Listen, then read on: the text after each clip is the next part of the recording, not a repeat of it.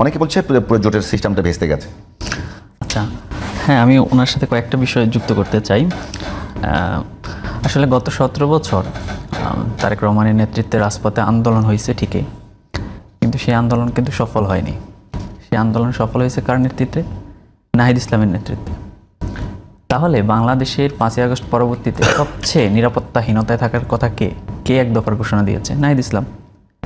নাহিদ ইসলাম যদি এই দেশে বসবাস করতে পারে উইদাউট বুলেট প্রুফ গাড়ি, অন্যান্য দলের নেতারা যদি, এবং আমার দেশের সাধারণ মানুষ যদি বুলেট প্রুফ গাড়ি ছাড়া চলাফেরা করতে পারে, তাহলে কেন অন্য আরেকজন পারবে না?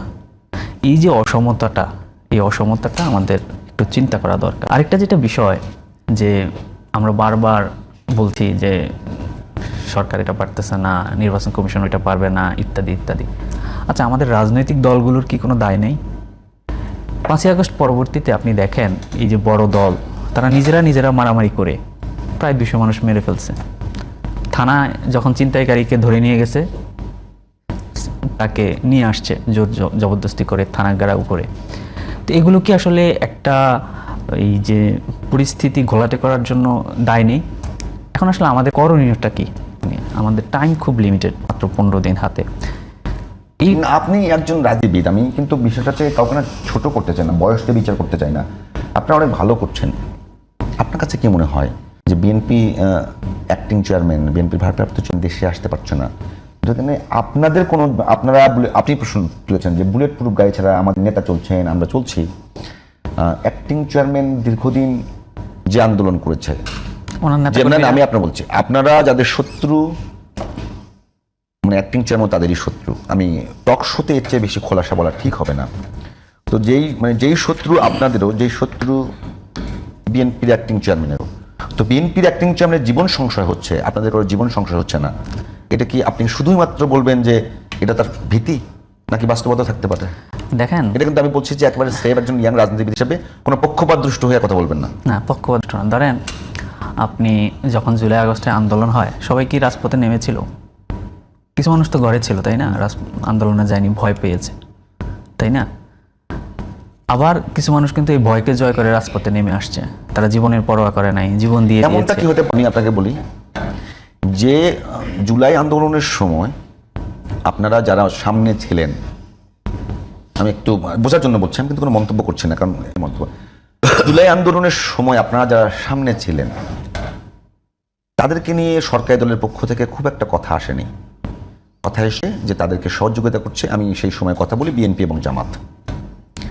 তাহলে কি জুলাই আন্দোলনের সময় যারা হেরে গেল, তারা কি এটা বোধ করে কিনা যে আসলে সামনে যারা ছিল এরা তেমন কিছু করেনি, মূলত অপকর্মটা করেছে তাদের ভাষায়, পেছনে যারা ছিল সেই হিসেবে তারেক রহমান রিস্কের ভিতরে, আপনারা কম রিস্কের ভিতরে আছেন? কোনো যুক্তি হতে পারে না আসলে। বিষয়টা হচ্ছে, তাহলে তো এই যে আমাদের 5 জনকে ডিবি অফিসে নিয়ে যেত না, আমাদের 2 জনকে, তারপরে হয়তো আসলে ভাই আমরা কিছু করছি না।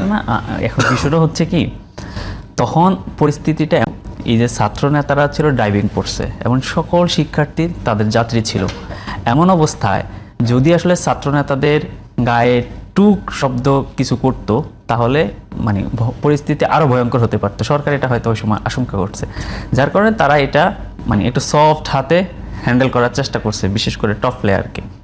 বুঝতে পার? তাহলে আপনি কি যে অ্যাক্টিং চেয়ারম্যান দেশে ফিরছেন না, আপনার কাছে কি মনে হয়? ওই যে আমি বললাম, আসলে আপনি বাংলাদেশের 16 কোটি মানুষ আপনাকে নিয়ে স্বপ্ন দেখে, আপনি সেই 16 কোটি মানুষের জীবনের কোনো নিরাপত্তা নিয়ে ভাবছেন না।